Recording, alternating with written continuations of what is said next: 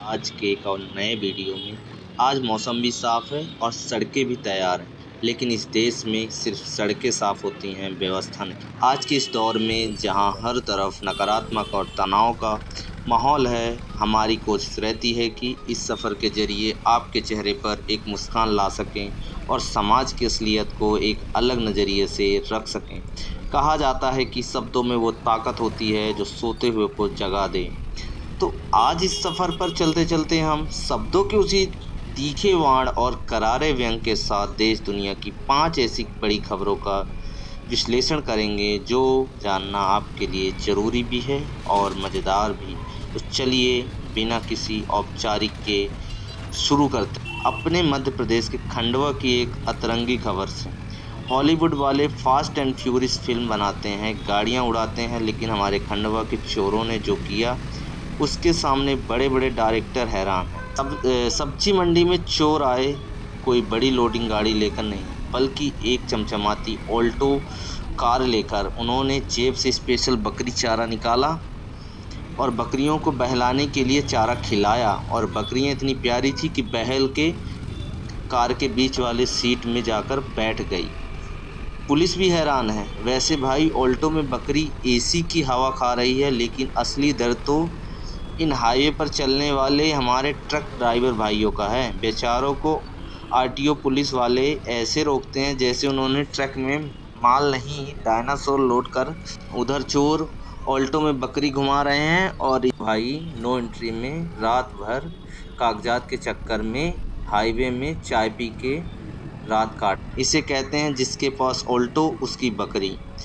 फिर बेंगलोर के मकान मालिक का एसी अटैक।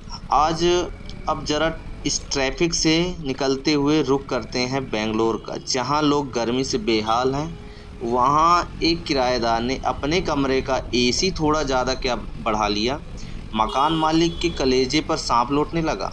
उसने बिजली का बिल आने से पहले ही व्हाट्सएप पर बिल भेज दिया। क्या तुम स्टूपिड हो? इतनी एसी कौन चलाता है?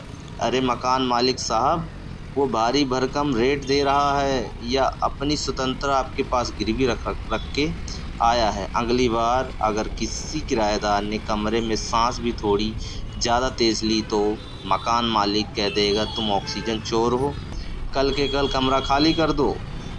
मिडिल क्लास बंदा चैन की हवा भी न खाए तो कहाँ जाए। तीसरी खबर इस टेक्नोलॉजी की दुनिया में है जिसके भरोसे हम ये जीपीएस मैप लगाकर घूमते हैं। गूगल बाबा ने अभी नया एक एआई टूल लॉन्च किया है, लेकिन इंसानों के साथ रहते रहते ये एआई भी अब पूरी तरह से बागी हो चुका है। जब कुछ यूजर्स ने इस पर यानी उपेक्षा करना शब्द सर्च किया तो मतलब बताने के बजाय एआई भाई साहब चिढ़ गए। उल्टा यूजर को जवाब दे दिया, मैं तुम्हारे बात क्यों मानूं, खुद जाके ढूंढ लो, मेरे पास और भी काम है। सोचिए वो दिन दूर नहीं जब मैं सुबह बाइक पर इस मैप से पूछूंगा भाई रास्ता दिखाओ, गूगल मैप कहेगा घर बैठो, चुपचाप धूप बहुत है कल चले जाना। एआई भी अब पूरी तरह हमारे सरकारी कर्मचारियों का काम टालना सीख गया है। अब बढ़ते हैं आज की सबसे राजनीतिक खबर की तरफ। दोस्तों, इस देश में पार्टियां बदलती हैं, नेता बदलते हैं, सरकारें बदलती हैं, लेकिन आम आदमी का जो टैक्स के नाम पर कट रहा है वो लगातार कटता रहता है। शायद इसी सिस्टम से तंग आकर इंटरनेट पर एक नई काल्पनिक राजनीतिक पार्टी खड़ी कर दी गई है, कॉकरोच जनता पार्टी। इसके पीछे गहरा राजनीतिक व्यंग है। लोगों का कहना है कि इस देश में महंगाई का परमाणु बम फूटे या टैक्स का हथौड़ा चले, आम आदमी मरे न मरे, लेकिन हमारे देश का भ्रष्ट सिस्टम और ये कॉकरोच हर हाल में जिंदा बच जाते हैं। इसलिए अब कॉकरोच ही देश चलाएंगे। इस पार्टी का घोषणा पत्र देखिए। पहला वादा, टैक्स मुक्ति योजना। इंसानों की सरकार में सुबह उठने से लेकर रात को सोने तक हर चीज़ पर टैक्स है।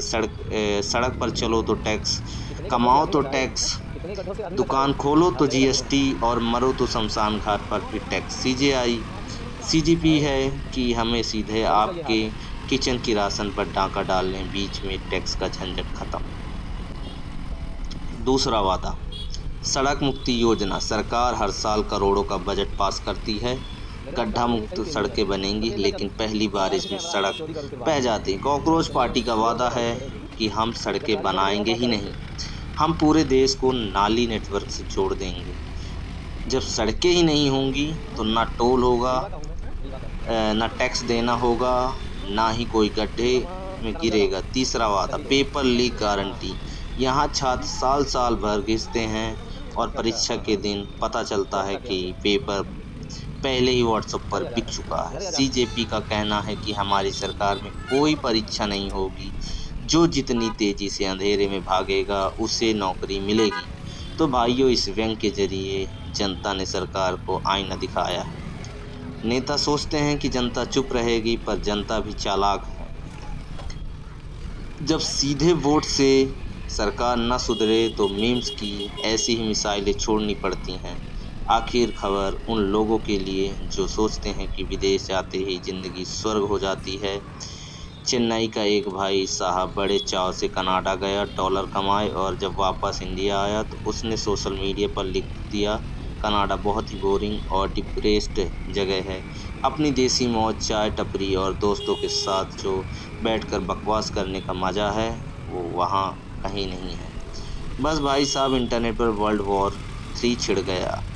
वो एनआरआई जो कनाडा की ठंड में सुबह सुबह अपनी कार से बर्फ साफ कर रहे हैं, वो भड़क गए। दूसरी तरफ अपने देसी लौंडे कह रहे हैं, भाई तुझे वहाँ बहुत डिप्रेशन है तो अपना वीज़ा हमें दे दे, हम वहाँ जाकर रो लेंगे, तू यहाँ आकर हमारी चाय की टपरी संभाल। सच बात तो ये है भाई, मज़ा पैसे में नहीं माहौल में है, और माहौल तो अपने देश में ही बनता है। तो साथियों, ये थी आज की कुछ प्रमुख खबरें और इस सफ़र के कुछ विचार हम